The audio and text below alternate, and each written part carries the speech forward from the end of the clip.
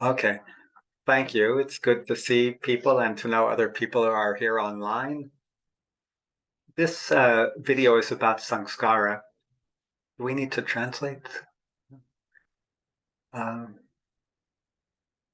He can read. okay. This video is about Samskara, but in my research and in the last few years, I realized deeply that Samskara and reincarnation are closely related. A personal story of my interest in reincarnation and how it relates to Samskara is that it has to do with a book I wrote. And the reason I wrote the book was because one evening in November of 2018, I came home and I started writing a letter to a friend of mine, an email. Uh, but I did not know if she would ever read the letter because I had just gone to her funeral that afternoon. Obviously, I wasn't writing to her in the same way I might write to Mahadev or Didi, etc.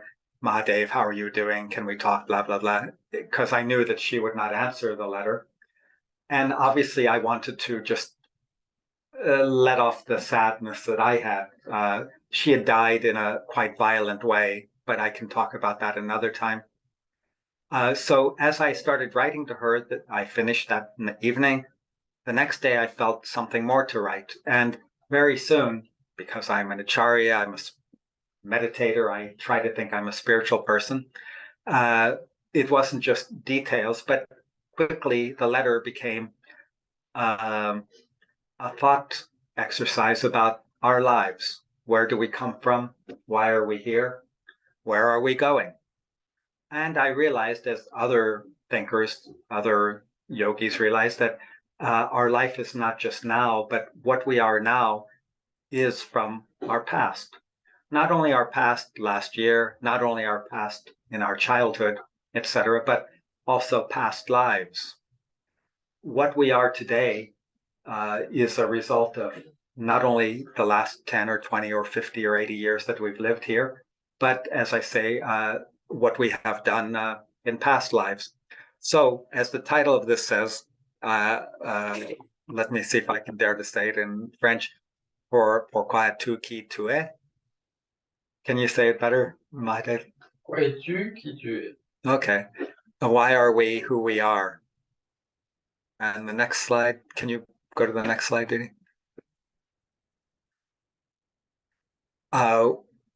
We use the example here of physics. And Baba also uses examples of uh, commerce, for example.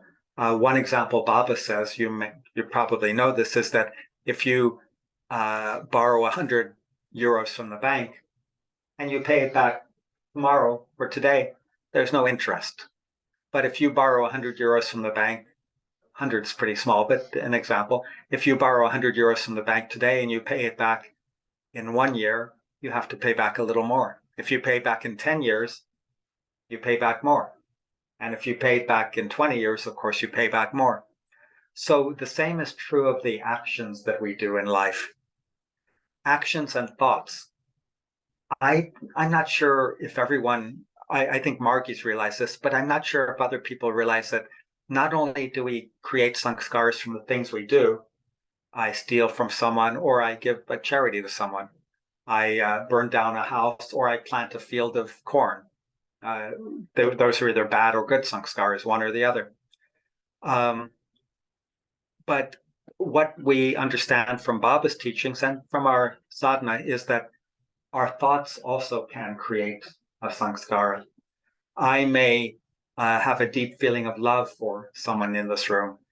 And even if I don't say a word, it will probably in some way make a deeper connection, a good connection between me and that person. Or I may say, oh, he's got such a nice watch. I want to steal that watch when he takes it off tonight. That thought can also create a samskara.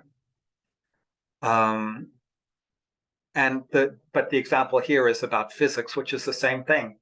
If I put a ball on the ground, there's no reaction. The ball just stays there, say a rubber ball. But if I drop the ball from here, there's a bit of a bounce up. If I drop the ball from here, it bounces up more. So this is what in physics is called the law of action and reaction. And that's what Samskaras also the thought of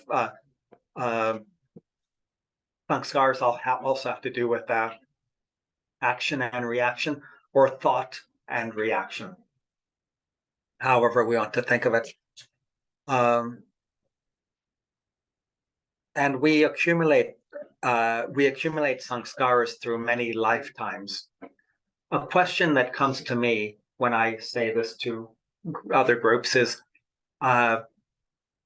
if people accept reincarnation, we generally accept and understand that we have lived many lives in plant and animal form, and then who knows how many lives each of us has lived as a human being after we took our first human form.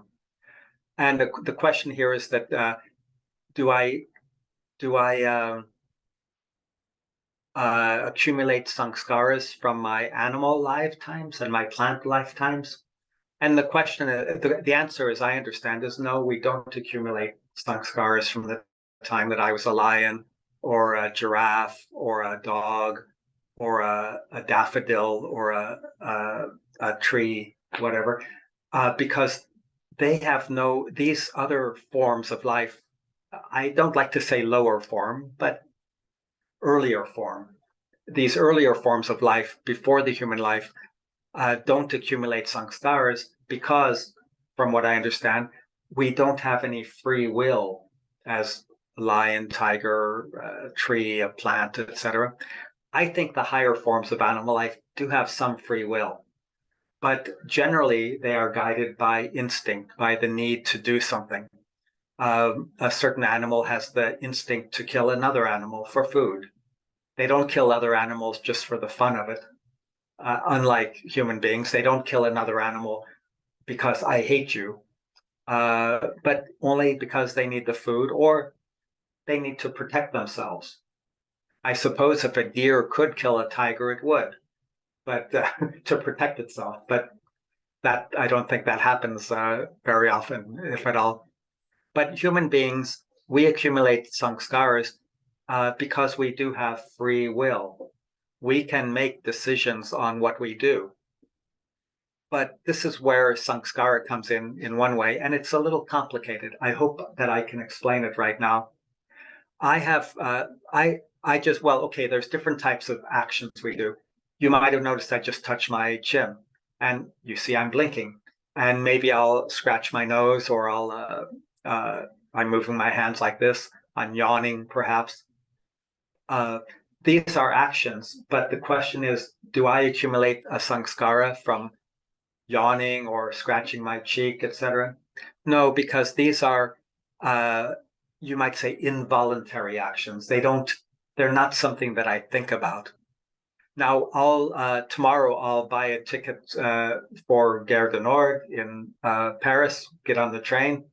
I'll put my ticket in the machine or whatever, take it out.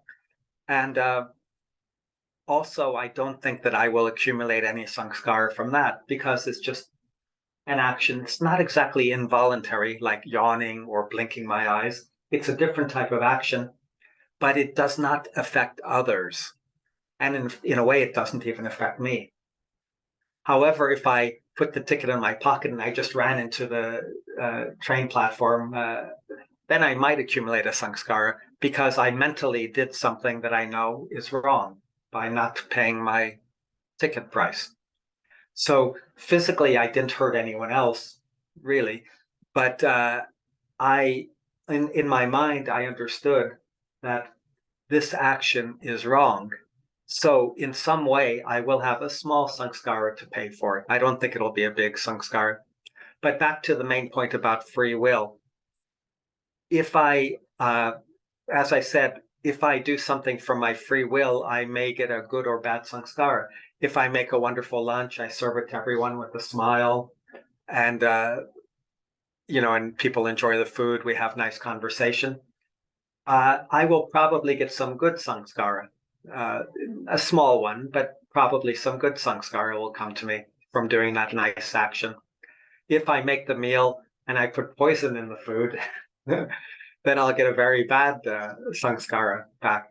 But the main point I want to make, I'm a little off the subject. The main point is the actions I do, making that nice meal for people, or buying a birthday gift for someone, or many years ago, an example, I was living in a room, I was sharing a house with people before I was an acharya. And I went away for my birthday to see my family or something in another city.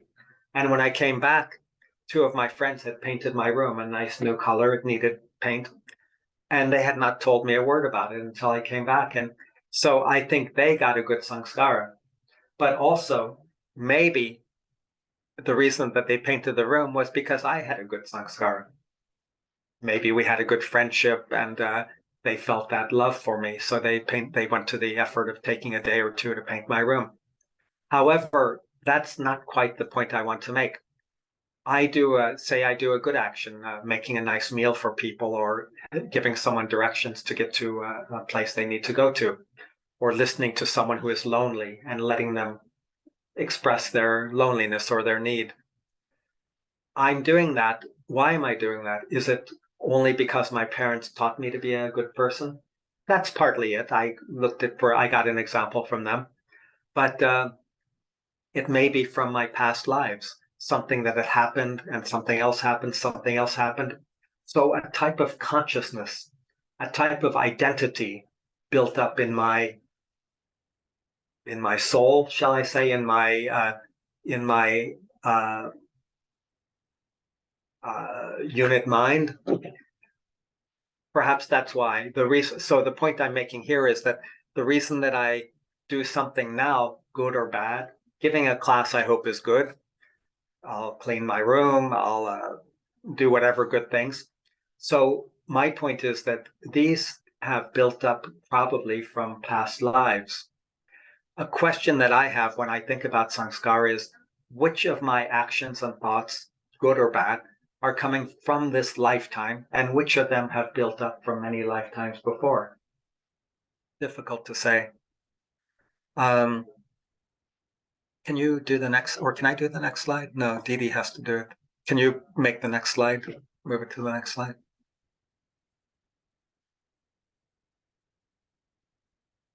Okay, one thing on the title of this talk and the title of the last slide was Samskara, and I find that the people who are interested in Oriental mysticism, whether yoga or Zen or anything else, they often use the word karma when the word samskara is a better word. Karma from Sanskrit means action, doing something. If I yawn, that's an action. If I make a meal, as I said, that's an action. When I take a bath or shower, that's an action, etc., etc.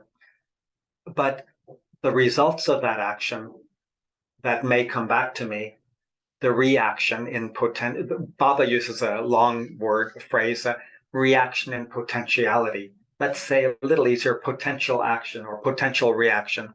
That's what we would call a samskara. Karma is an action that we do. And if there is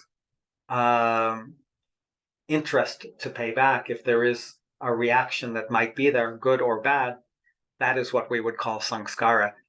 And I sometimes use the word karma when I'm talking to general people instead of samskara, because they know the word karma, they have some idea of karma, samskara. But if I have to explain the word samskara, that may take a while, and then we lose the flow of our conversation. So this says some of it comes from things we do in this life. Is that what the title says? How would you translate that, Mahade? What we're doing in life. What we're doing in life, yeah.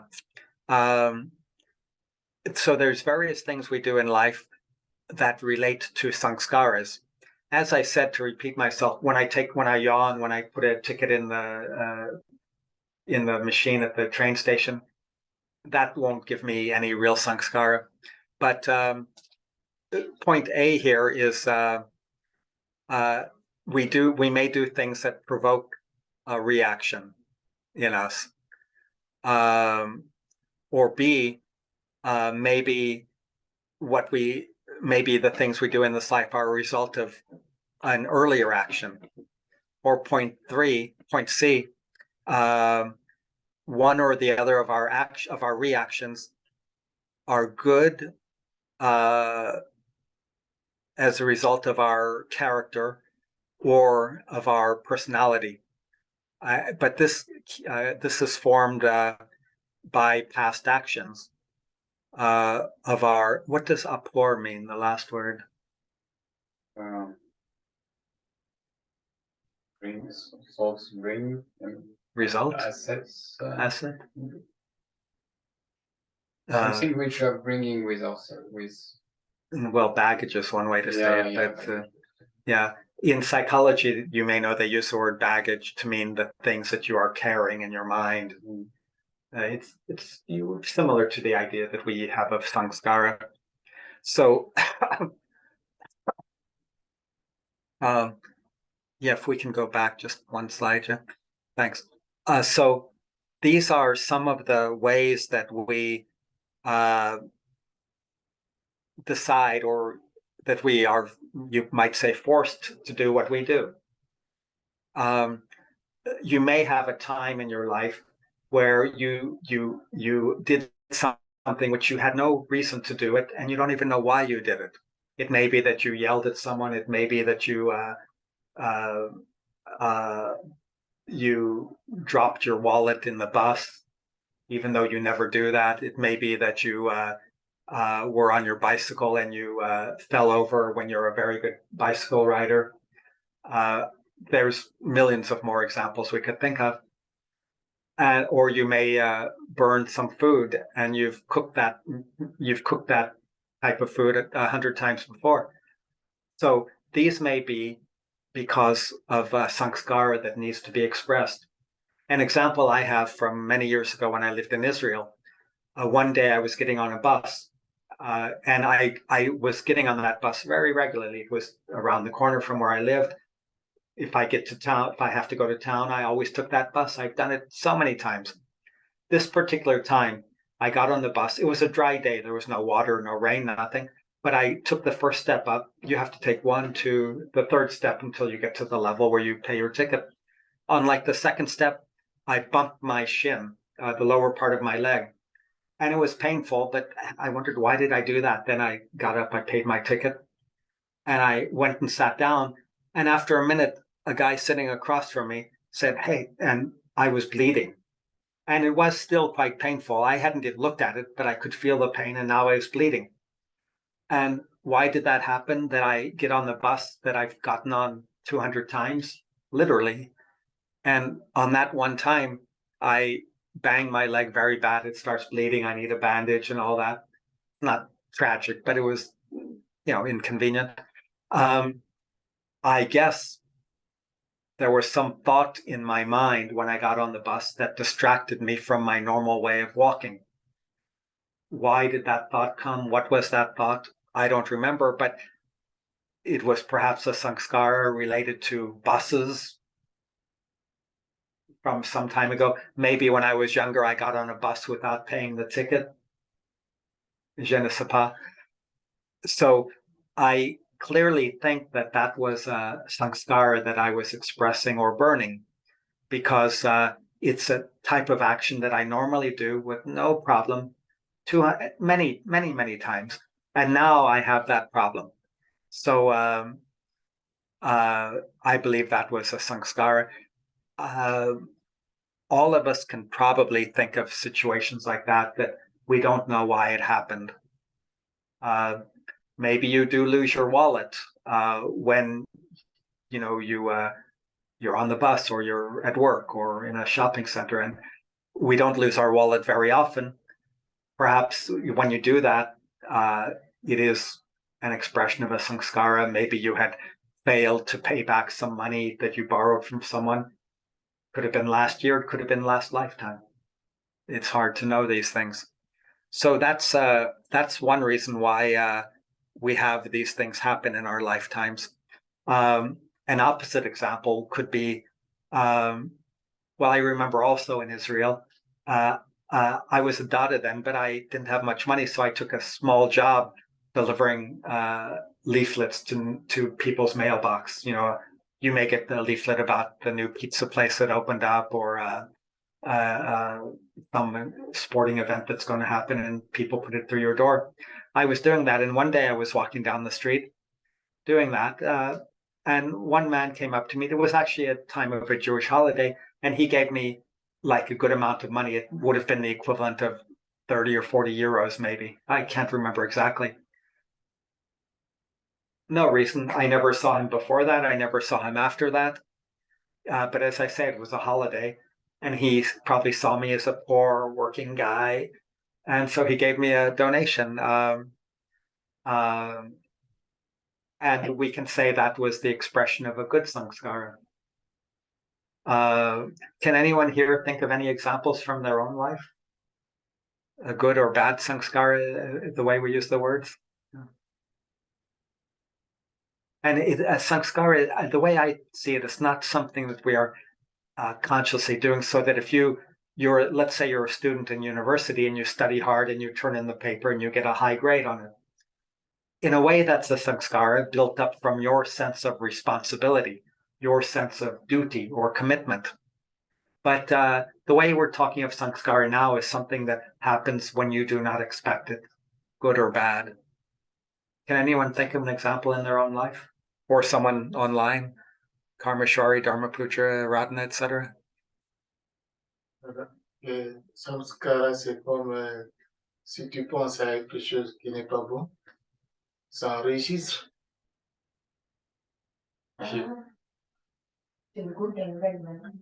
Quand tu penses, tu dis, bon, demain, je risque de me blesser. Et l'univers aussi enregistre ça. Hein? He's asking if, like, can you create samskara by thinking of something that might happen? Like, if you think tomorrow I will get injured, and like universe record. It's possible, but maybe, and you can translate if you can, it may be that you created that samskara by thinking, tomorrow I will have an accident, but it may be that the accident was going to happen because of a past samskara, and your mind is just aware of that. So either you create it or you are aware of it, one or the other. It's very hard to know. Il dit que peut-être que tu as créé un samskara en pensant, puisqu'on peut le faire. C'est, mais peut-être ça allait de toute façon se produire et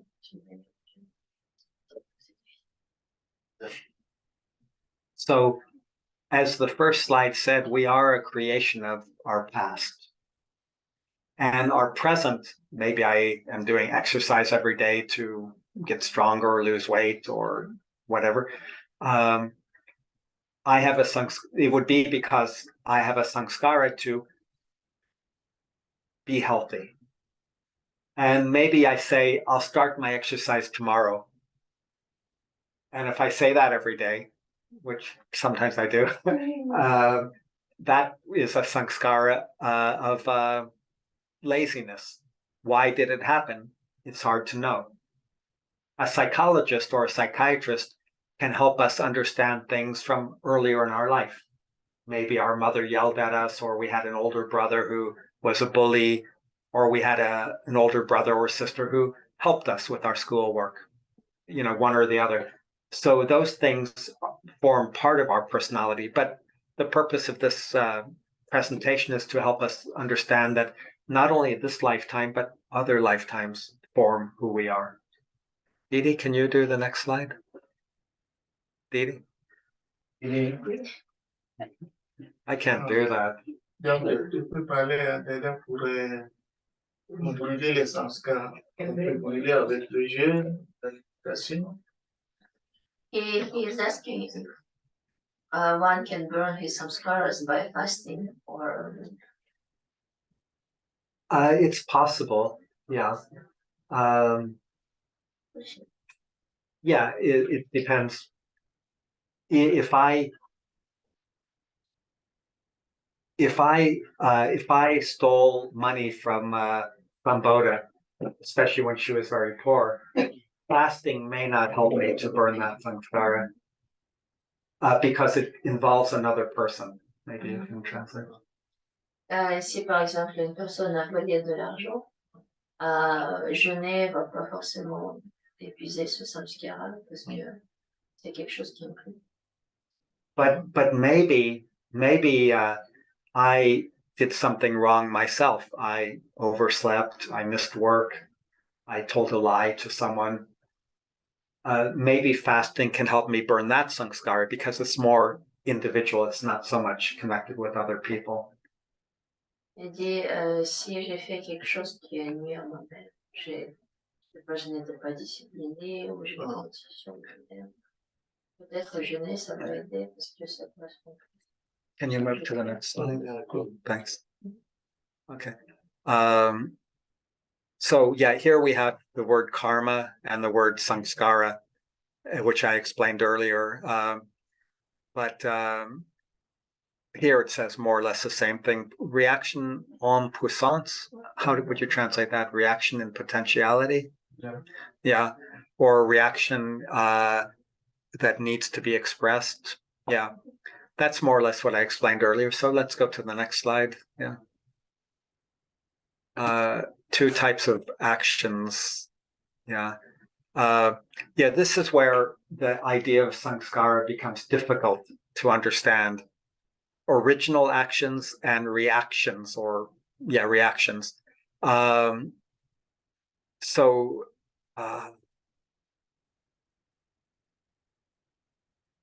Okay, can you translate number 1 for me? I can't remember exactly what it means.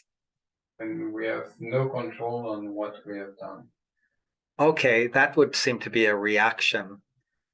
And I gave that example of when I was on the bus and I hit my leg. That was apparently I had no control over that. And as I said, there must be some reaction that was coming from that. When we act under the effect of a force which seems to take over our will. Yeah.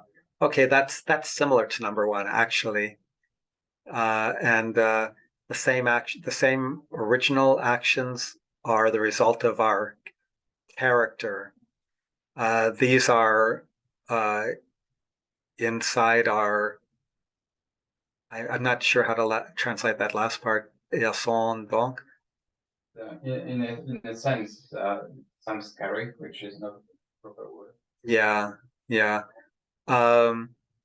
So the point here, as I was saying, is that to distinguish between a samskara and original action is very hard.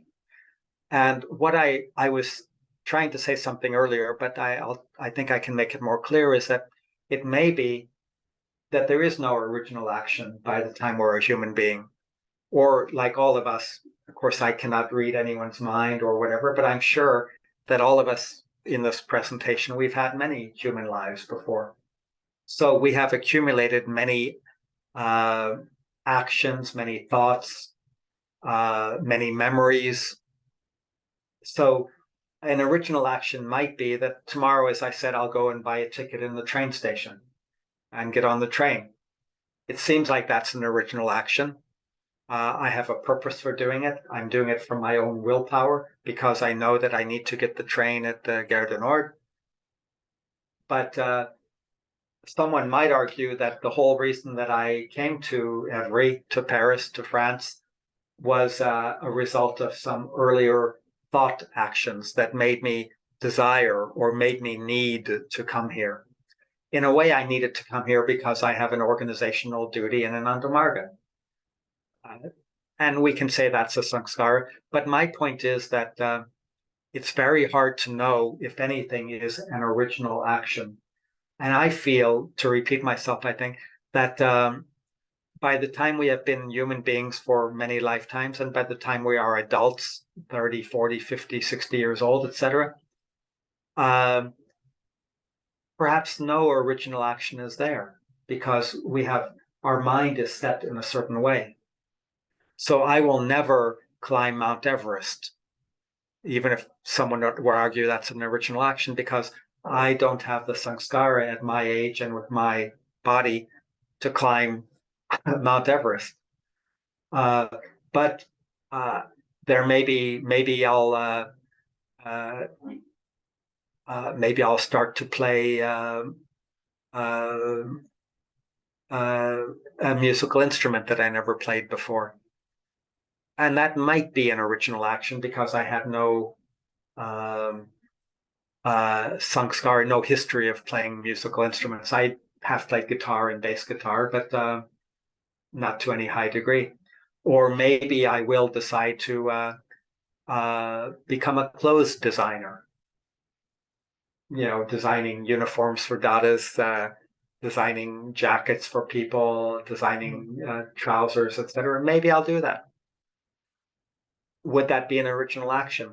Again, in one way, it's original because I've never had any actions like that in my life. I've never had any history of doing that in this lifetime. But it's probably not original because I would not even think of it if it wasn't the fact that maybe I have a sense of design, a sense of creativity. So it's very hard to think that there's any action that is completely original in this lifetime. Does that mean everything is a reaction? In a way, yes. But I do hesitate about the word reaction, and I should study more what Baba says, because to me, there's two ways to do things. One is I react to something. Another is that I feel a responsibility. So tomorrow I might meet a poor person that needs a meal, and I feel that they're not a drug addict, they're just having bad luck. So I would give them 10 euros, 20 euros, whatever. And maybe that is an original action, but in a way that's a reaction in the sense of responsibility. I feel some responsibility to help that person a little bit. I may meet a beggar who's very clever, and he knows how to get into my brain, into my mind. He knows what my weak point is. And some people, by instinct or whatever, they know the weak point of someone. And so that person may know that if they may have an instinct or an intuition that if they go to Dada and they say a certain thing, I'll give them 10 euros even if I don't want to. That might be a reaction on my part. It's not a sense of responsibility. So perhaps it's a reaction.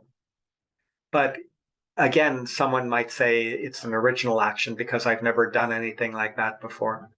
Very hard to tell the difference between original and reaction. We need to read more of what Baba says about this, and perhaps there are some real original actions in life, but very few, I think. Can we go to the next slide, Mate? It's all in the head. The mental reactions are difficult to measure with precision. Yeah.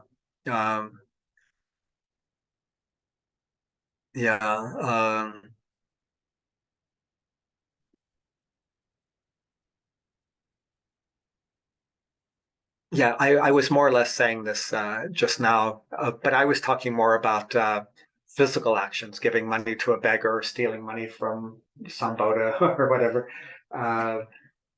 So those are physical reactions.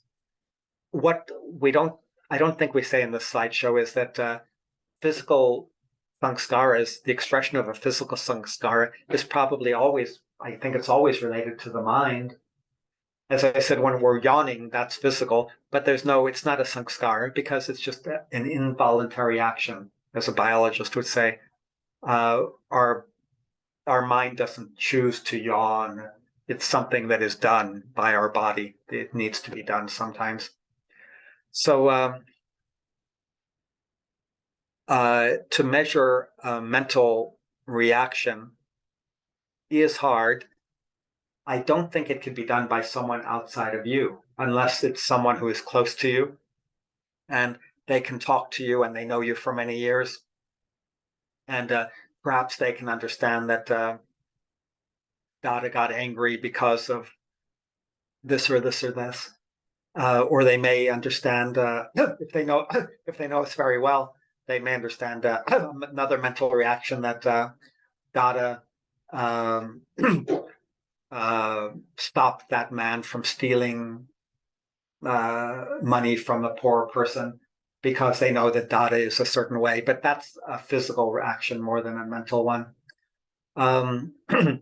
So it's hard to measure where a mental reaction comes from, even harder than it is, I think, to measure where a physical reaction comes from. Any idea about this? Does anyone have any perception, any thoughts on this point? How to measure?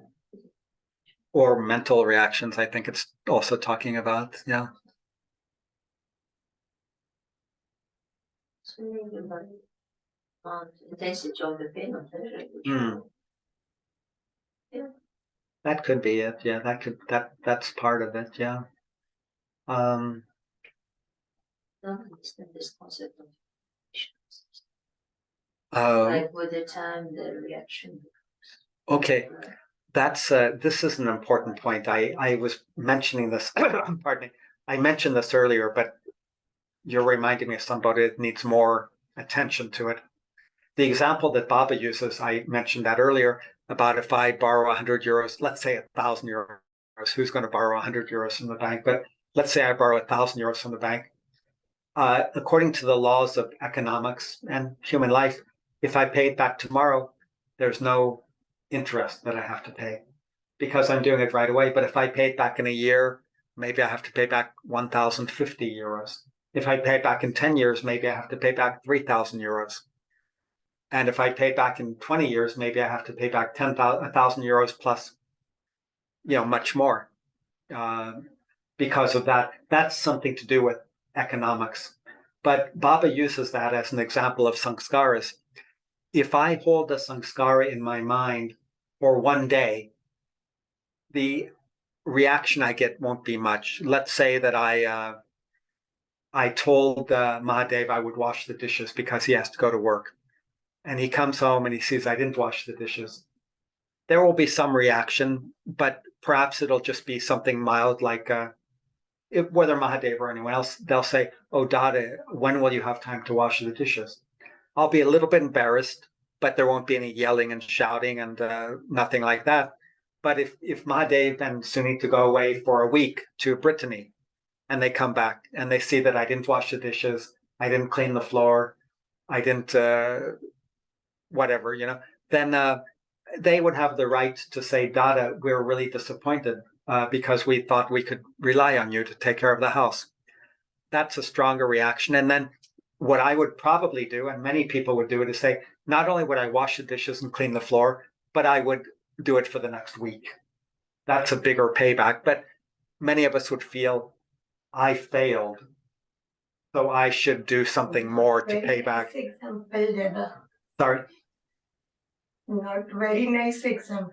Well, it could happen. I hope it doesn't happen, but it could happen. So that's an example of paying back more because I waited before I fulfilled my promise, my commitment. Another example, one reason that you pay back more samskara-wise is because it stays in your mind for a long time and it builds up a certain type of reaction. So what would be another example? Maybe a more real-life example. Well, as I said, when I hit my leg on the bus step and I was bleeding and it was painful, why did that happen? It's really, really hard to say. What does hurting my leg have to do with paying back a samskara? Did I steal someone's shoes at some point? Or did I, as I said, I think I said earlier, maybe another time I got on the bus without paying the bus driver? That's very possible. When I was young, maybe I did that. Or when I was a teenager, who knows? I might have done it. We tend to to assume when something special is happening that it is a reaction, Mhm. it is a samskara, but maybe it is not. It can be original or it can be. It can be original, but it's hard to say. It's really hard to say. So I assume, like with the pain I felt from hitting my leg, I assume it could be original. It's possible, but my assumption is that I had done something to bring that on, but I cannot prove it. Yeah, we could argue for 100 years about this because how do we prove it? But if we studied deeper Baba's teachings on Samskara, we might be able to come up with a better solution. But back to your question, Sambodha, the idea is that if I take longer to pay back for something that I did, stealing something, lying to someone, leaving a house dirty when I should have cleaned it, whatever else, as I say, even if I'm not consciously aware that I did something wrong, still something in my mind is aware that I did something wrong, something in my subconscious.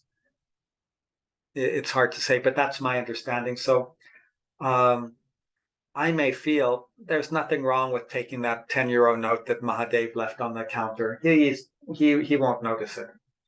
And maybe he'll even forget that he left a 10 euro note on the counter and I put it in my pocket and left the house. But something in me, in all of us, knows that when we do something right or wrong. Right or wrong can be according to society, the larger society. Right or wrong can be in relation to my own personal values or my family values. Right or wrong can be in relation to just what I feel is right or wrong.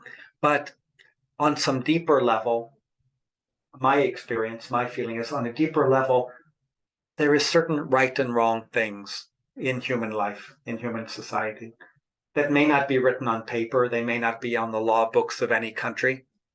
But there are somehow, as I say, on some subconscious level, we know, or our soul knows that something is right or wrong. Our soul knows that we did hurt someone or deprive someone. This is not a scientific statement, but my experience is that it is true, and I think anyone who thinks deeply about it, I think they would agree with me. So This is interesting, and it's another topic entirely, but is soul really aware of this kind of thing, or soul is only witnessing and some consciousness is there? I mean, difference between soul and consciousness is. Yeah, it's a very good question, Mahadev. I used the word soul just now, and probably I was lazy. Maybe I had a bad samskara to be lazy. But generally, you're right. The soul, as I understand, our soul is unchanging. And as Baba says, which you were quoting, the soul would be the witnessing entity. There are different layers of the mind. Maybe that's what I should have said. And we have the conscious layer of the mind. And Baba, of course, has many terminologies in Sanskrit for the different layers of the mind, Atimanas, Hiranmaya, whatever. And I do feel that beyond or deeper than the conscious mind, there is a level of mind that I may not be aware of, but it does hold on to the memories of my actions and my thoughts. And as I said, again, I don't know what Baba said about this. Maybe others of you here understand more than I do, that to repeat myself, that there is some level of our consciousness or subconsciousness that knows what is right and what is wrong. And when we have developed Jamaniyama, when the Ten Commandments was developed, when the laws of Hammurabi were developed, when the Hindu and Buddhist and Christian codes of conduct were developed, they're not perfect. But I do believe that the people who created these codes of conduct, I cannot prove it, but I think that they were touching some subconscious layer. So on some level, they knew what was right or wrong. But their minds were, they probably didn't do meditation. So they could not be perfect in translating the deeper level of right and wrong to the paper and pen or the stone and whatever Moses used. Yeah. So I do believe that there is some deeper level of our consciousness which has an absolute understanding of right and wrong. And on our codes that we have made over many thousands of years, we don't have it perfect. Jamaniyama, we might argue, is perfect, but human life is advancing from one generation to another, from one era to another. So when Baba comes the next time in, say, 3,000, 4,000 years approximately, human life will have evolved to a higher level of consciousness, a higher level of ethics. And the next version of Baba V4, if we can say that, Baba Anandamurti, we might say, is V3, version 3, after Shiva and Krishna. I hope it's not bad that I'm using these modern terms, but the V4 version of Sri Anandamurti of Baba will probably give a version of Jamaniyama which is much stronger. Like Baba talks about asteya, not stealing. And Baba says not stealing in action or in words or in thought. Any of those stealings can make a reaction. Maybe in 3,500 years or whenever the next Taraka Brahma comes, maybe we'll have evolved so that when they look at our Jamaniyama, they read Guide to Human Conduct from 1960 or whenever it was published. They might think, oh, that was nice, but it's so childish. Not because Baba is childish, but because Baba has to give us things that we can understand. When, if they read Subhasita Sangraha series in 3,000 or 4,000 years, again, they might say, oh, that was good. But those people, they were not very much evolved. They could not understand much. This is a little off the top, of course, but the point I'm saying is that on our subconscious level, we know what is right and wrong. We may never be able to put it on paper or say it, but we know it. So when I do borrow that 10 euros from Mahadev, oh, next time I come, I'll give him the 10 euros back, but I need it right now. Of course, tomorrow I'll forget it, or I'll pretend like I forgot it. But my subconscious won't forget it. So at some point, maybe I'll see I'll take the 10 euros tomorrow. Next summer, I'll see Mahadev and Madhakruna, and he needs to borrow 50 euros from me because of something with his car. And I give it to him, but we forget about it. He never pays me back. That would be my samskara. Dada, je peux dire que c'est dur pour un mari s'il respecte les régimes végétarien 100%, le jeûne, le principe de moralité. Ça se fait naturellement et se protège contre les samskaras aussi. C'est une question? Et je voulais demander si c'est possible, parce que prenons par exemple mon cas, avant de créer les samskaras, comme on peut dire, après un moment, dès que je suis dans le régime, je médite régulièrement, je fais le jeûne. C'est très difficile pour moi de penser du mal à l'autre prochain.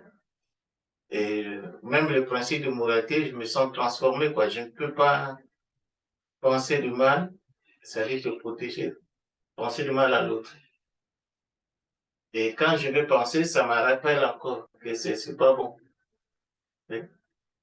Donc, je pense que c'est normalement quand on respecte tout. Go to the next slide anyway. On respecte tout, les principes de moralité, le régime végétarien, tout, donc on se protège aussi. Okay, he was saying that he think that when you respect, like, you have sattvic diet, you respect German Yama, it's kind of protection against creating some scars. So his example, he is transformed by German. Yeah, I'm sure that's true. Yeah, Because, oh, you were going to say something. No, Okay. Part of Jama Niyama is so we can live in the society without stealing 10 euros from Mahadev or stealing your bus pass, whatever. But I'm a nasty guy, yeah. But part of Jama Niyama is also, as you're saying, it's like a ring fence, so we don't do those bad things. In that way, the mind becomes more pure. And also, if we don't accumulate more sanskaras, as Karnat says, then it gives us more chance to burn the old sanskaras. So, someone who is following Jama Niyama may not live a perfect life with no problems. They may have more problems than anyone else because they are burning past sanskaras without creating new sanskaras. And by the end of this life or the next life, maybe they will have liberation because they followed Jama Niyama very well. Jama Niyama, of course, is actions, not stealing, not harming others, cleanliness, etc. But also part of Jama Niyama is sadhana. Mais tu crées des samskaras aussi avec des actions positives. C'est pour ça qu'il y a la deuxième leçon, pour avoir toujours l'esprit, c'est pas vraiment de la conscience suprême, mais même si tu fais les bonnes actions, tu vas créer des samskaras. Si tu, Positif, d'accord. I'm saying that you will also create samskara with positive actions. Mhm. If you do social service, you will create samskara. So that's why you have the second lesson that you can ideate what I'm doing. We, Second lesson is important. kind of, in a way, yeah. Probably if we studied it, we would find that all of our 6 lessons relate to one or another of the points of Jama Niyama. I've never thought much about that, but yeah, Baba probably talks about that somewhere. Yeah. So I think this one, we've talked about it. Have we talked about this one just now? Yeah, somehow this is what you told at the beginning. Yeah. Physical action doesn't leave any imprint in the mind, but also do not give you samskara. Mm-hmm. Yeah, and when it says physical action, it means like putting my ticket in the machine, or yawning. If I say, let's say I see the neighbor tomorrow morning, I say, "How are you?" He says, "I'm fine. How are you?" Again, that's no imprint will be in the mind from that. It's just a normal thing you do. And if I wash the dishes, maybe no samskara, good or bad, is created. Maybe, yeah. Let's go to the next slide then. Yeah. What part of me is the result of my samskaras, of the samskaras? And here it says practically all of me. Everything that I do is a result of the impressions left in my mind by experiences, earlier experiences. Your also all my desires, my character, my interaction, my interests, my loves, my hates, etc. Yeah. If this is true, then maybe there are no original actions for human beings, but I do believe and understand that there are original actions that did not come from a previous samskara. But it's, as I said earlier, it's hard to know which of our, which actions are original and which do come from a previous samskara. Very hard to know. Does anyone have a comment on this, either here or anyone on the Zoom meeting? Any thoughts on this?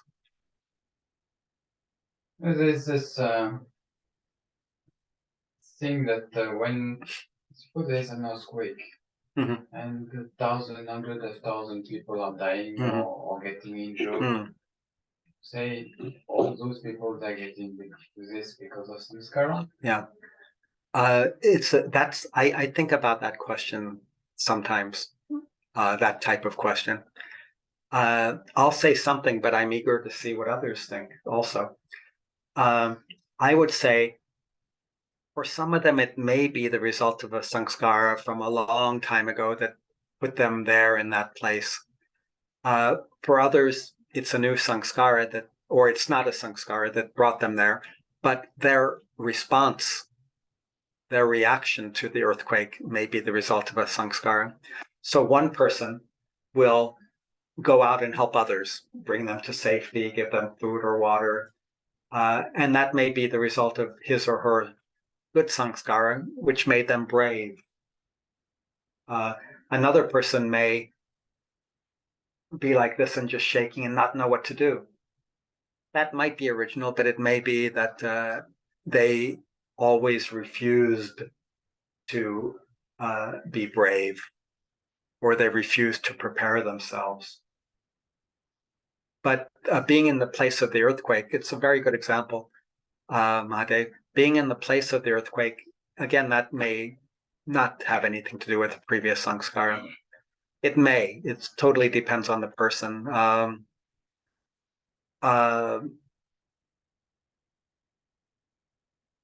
Yeah, there was. I remember meeting one Dada many years ago in the U.S. when I was a Margi. He was from India. Can't remember his name.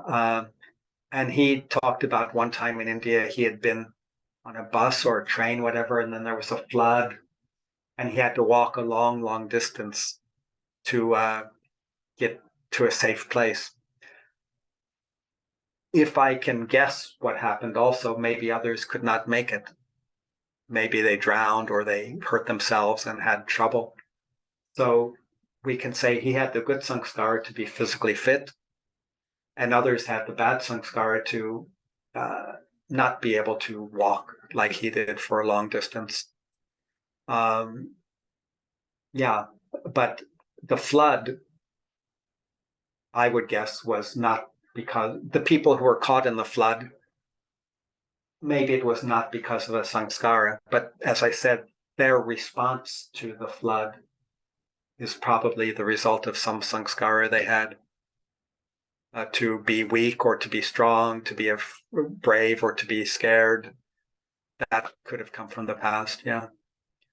So, yeah, but it's a good question you're asking, yeah, about the earthquake or similar situations, yeah. Yeah, maybe I can put one question you have. Please, of course. Yeah. That, like in history of Mahabharata, one style, that Gandhari, mother of Kaurav, she asked Krishna, why you made my children Kaurav, why you gave them bad role, and why you gave them nice role to the Pandavas. Yeah.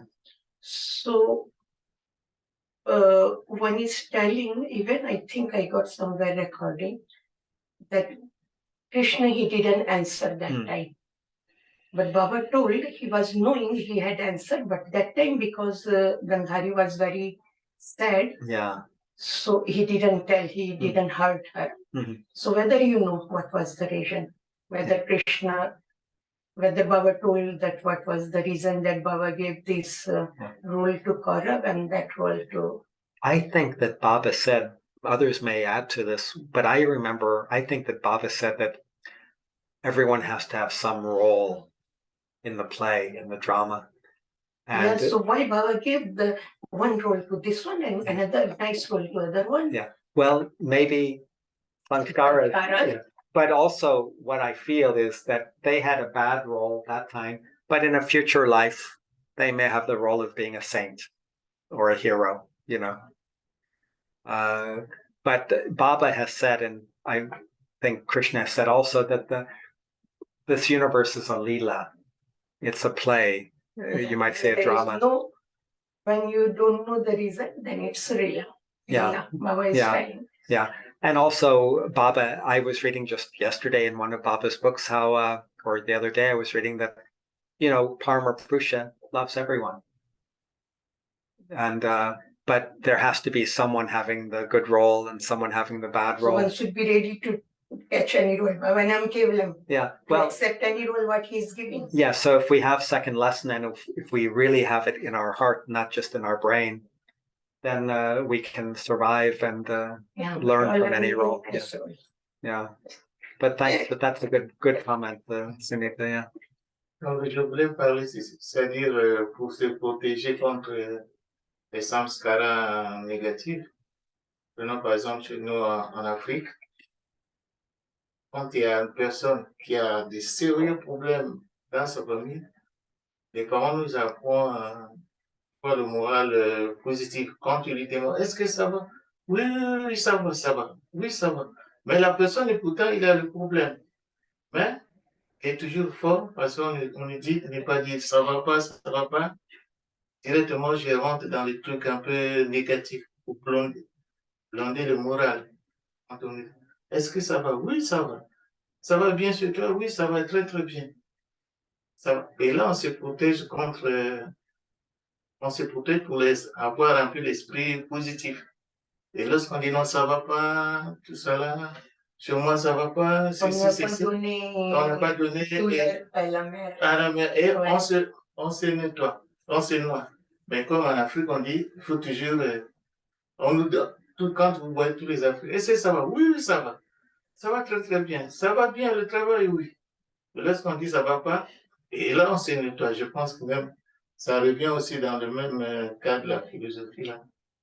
En Afrique aussi, on a un peu cet esprit de samskara un peu négatif et positif pour éviter d'être un peu négatif dans ce sens. I was telling that it's to fight against negative samskara. It's also nice to be positive, to be positive attitude, even in front of if you have illness or sickness or troubles, whatever. Still, you will say, "Oh, it's okay, fine." The constructive attitude is helping. It does help, certainly, yeah. Because we have to go through it anyway, the negative samskaras. And the negative samskaras may come from sickness. It can be a small thing like a cold. It can be cancer, God forbid. But it has a reason.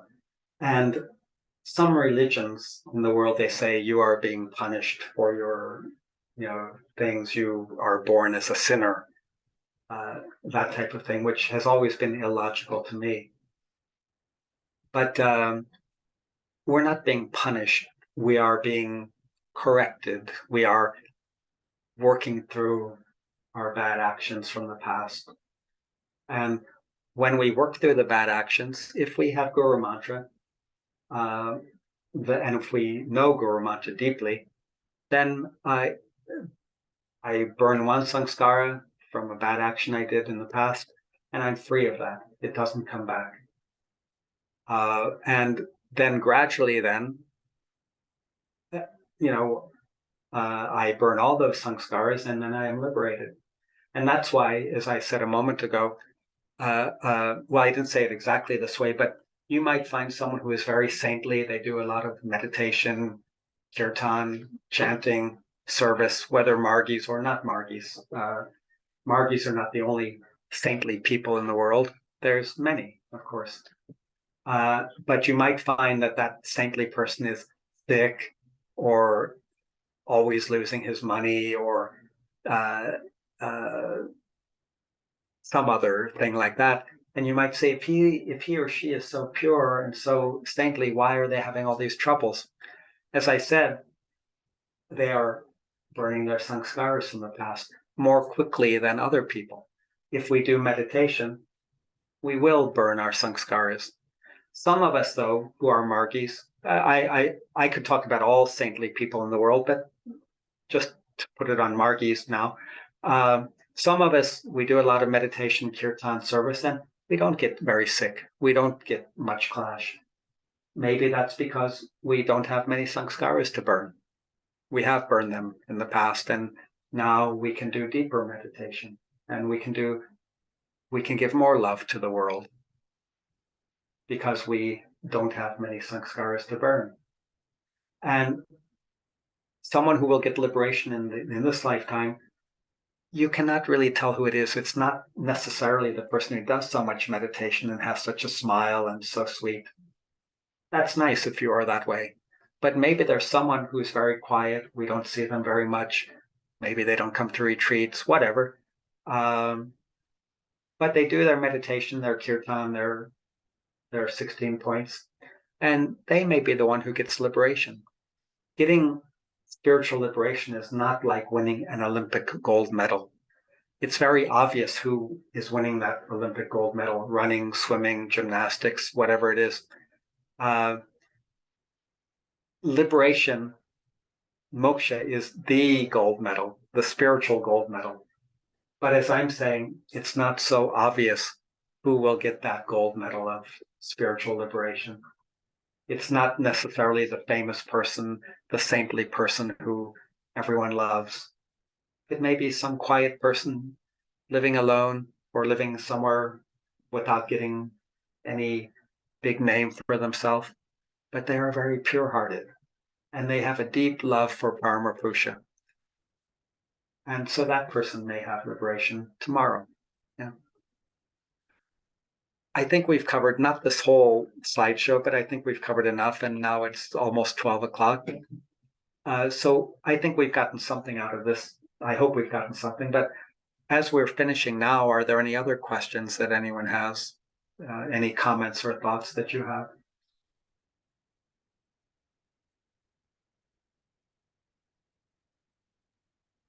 Dada, I just want to ask,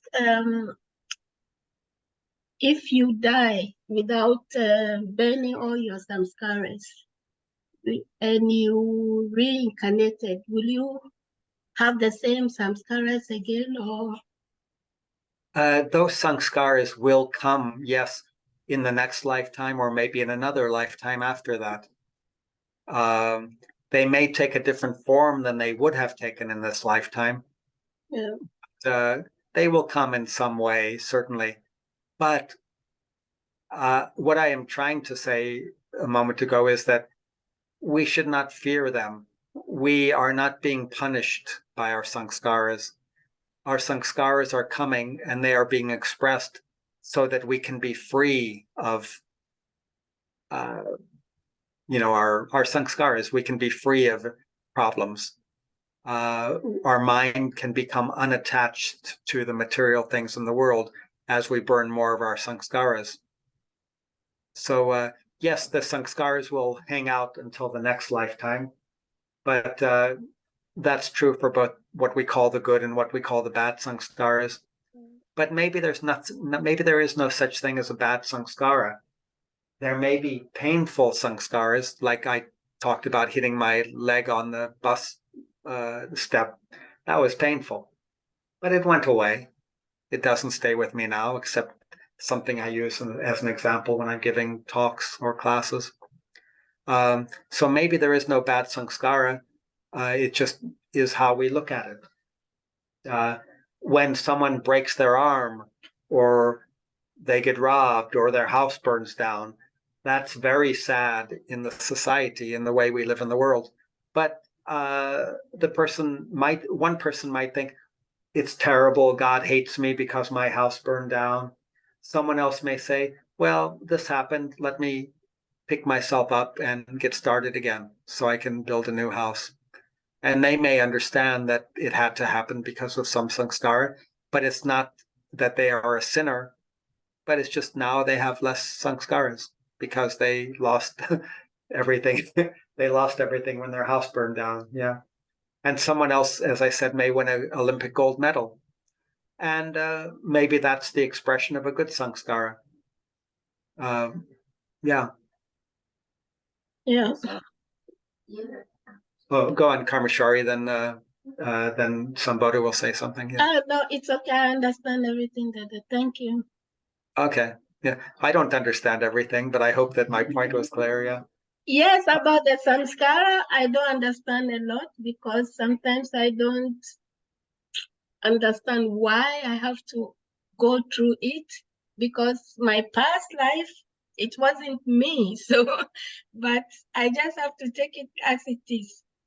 Well, actually, the past life was you in a different form. Yeah. The form you have now is Karmeshwari or as Clara. That will last for a number of years more. The yogis have an example, a symbol or a metaphor. They say that the life we live is like having a set of clothing. And when we die, it's like taking off that set of clothing and hanging it up. And then a new set of clothing we will wear. Yeah. By clothing, they mean a new form in life as a human being, probably. If they had some bad sanskaras or whatever, they may take the form of a bear or a fox or a dog or whatever. But then after that, they will come back to human life again. So it's always the same soul, can we say, but in a different samskara, in a different form, so that we can burn our samskaras. Yeah. And so you needed the form of being Clara or Karmeshwari in this life. Yeah. I need the form of being who I am. In the next life, maybe I'll be the best musician in the world, or which I'm a very bad musician now. But maybe I'm burning some samskara because I was egoistic in my last lifetime when I was Mozart or when I was Beethoven, you know. Yeah. Okay. Did you have something to say, somebody? Yeah, telling me that sometimes things that happen to us, it's nothing to do with samskara, but it's just being the grace. Very harsh for me. Samskara is not a real definite thing in the same way that a guitar is very definite, or this curtain is very definite, or the bread we had for breakfast is very definite. It's clearly that's a piece of bread. It's clear that's a guitar with a certain function. What happens to us, in a way, it's probably always the result of some samskara, but it may not be a terrible, horrible samskara. It may be just something that happened. Maybe something nice happens to you today. And maybe that is because a year ago or 10 years ago, you said hello to someone with a smile on your face. And maybe that person was lonely and they needed someone to say hello. And so something good might happen that is a result of that. It's so hard to say. Yeah. Yes. And what I'm saying is not just it's reaction to my action, that something happens which comes maybe directly from Baba. Mm-hmm. And it's not thinking to my That can be, yeah. But it's so, it's hard to be aware of what is happening. But to repeat one thing I said a moment ago is that when we burn our sanskaras, it's not to think, oh, I was a sinner and now my house had to burn down, or now now I lost my wallet because I'm a sinner. We don't believe that in Ananda Marga. That's not part of our ideology. It happened because it happened, but never think, I would say, if something so-called bad happens to you, never think that I'm a sinner, so I have to suffer, but rather think, now I'm free of something that happened to me in the past or that I did in the past. Yeah. And if something good happens in your personal life, in your spiritual life, in your professional life, whatever, take it as a grace of God, a grace of Baba. Yeah, if something good happens. Yeah. No need to analyze it. No need to think that I did very nice things in past life, so I have these nice things. Yeah. Because if you do that, as Sunita says, you're building up your ego. Yeah. God. Yeah. And the way I say it, you're building up your ego, and that will make it more difficult to get liberation. Yeah. So just remember Guru Puja, remember Guru Mantra. If you get the grace of something nice happening to you, you can say thank you, Baba. And as others would say, if something bad, so-called bad, happens to you, also say thank you, Baba. Yeah. Can I say something? It's very Namaskar. Yeah, it's a so interesting question, because we can see that it is really a question of mind, how we see, how we watch. What I really got so grateful that Baba, when I saw Baba, when I heard Baba, he said, and that came to me like a big light, like a big answer of all everything. He said, always see the bright side of everything. Yeah. And for me, that was just the comment dire, the guidance. Only the guidance I had to remember in everything was the bright side of everything and search for the bright side of everything. Actually, we are really, it's wonderful because we got such a condensed package of few truths, and this truth, we are supposed to share it with the world in such a language that the others can answer and understand. Others can understand as something they can use in their own daily life without being completely exotic or completely comment on dit, tu sais, occult or something just so different from the normal life. Actually, all what Baba brought is just we can utilize it in the normal life, in the daily life. Sure. And just to finish one thing, from regarding my situation, personal situation, I had a few comment te dire, in my life, I have a few difficult situations to handle.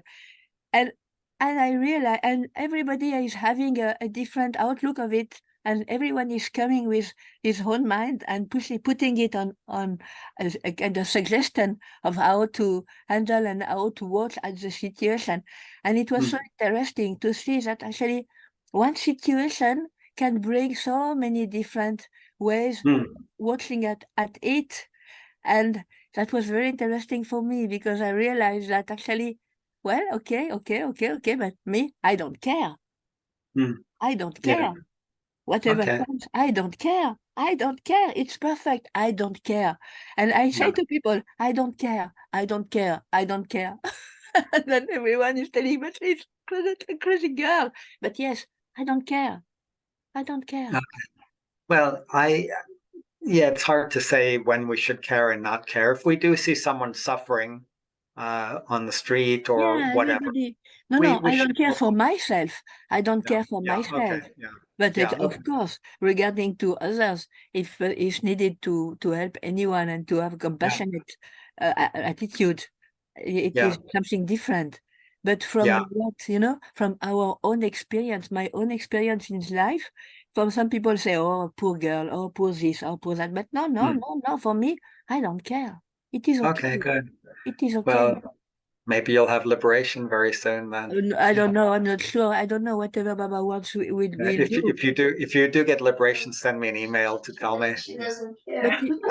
But I care. I'm ready to say I don't care. I think it has helped me a lot just to watch that scene and to say it. I don't care. Baba wants. Baba knows it. I don't care. Okay, good. Yeah, it will give you more mental balance, more satosh. Yeah. Kind of strength. Yeah. Ouais. Okay, good. Yeah. Any last minute questions, or should we leave? Sambada?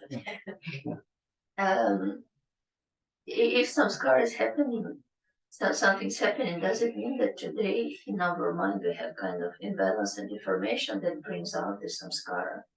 Or some things can just happen completely disconnected with personality that we are today? I'm not sure that anything can happen that's disconnected from who we are today. Like practically the question, if something's happening and I cannot understand why, can I give the meaning to it? Does this mean that there is some blind spots in my personality that I need to dig in and try to understand why bad things happen? Right? Or it just mean, oh, it's some scar from past life, so I just accept it and then go on. Well, and maybe I have a huge big problem in life, in my personality. That's a big question. Yeah. I don't want any of us to think we have a problem with our personality or we have a difficulty, because I don't want anyone to feel guilty about things that happen to them. And some people might feel guilty about good things. They might feel I just got a promotion at work, and now my pay went up €1,000 a month, just making that up. And they might feel guilty because their neighbor didn't get that promotion or that bonus, whatever. So my view is never feel guilty. A little bit like what Aradhana said when she said, I don't care. Never feel guilty about anything that happens to you. Take it as a learning experience, as a grace. And whether it's a painful thing could be a headache, a broken leg, or a good thing. I got a promotion, or it's a wonderful day and I enjoyed sitting in the park in the afternoon. Whether it seems good or seems bad, try to learn from it. Take it as a learning experience. And maybe we don't even need to worry about whether it's a samskara or not, but just say, what can I learn from this? Or on the other hand, as I just said, as Aradhana seems to say, thank you, Baba. Yeah. Okay, thank you. I hope there's some thought that comes with this, and we can pursue this more another time. Yeah. And also, you can research what more Baba said about samskara, because I certainly did not cover everything. Yeah. But we can talk about it or have other courses, classes on it. Yeah. Thank you. Thank you, merci. Yeah. Now I wonder, I'm going to go back to my room and say, how many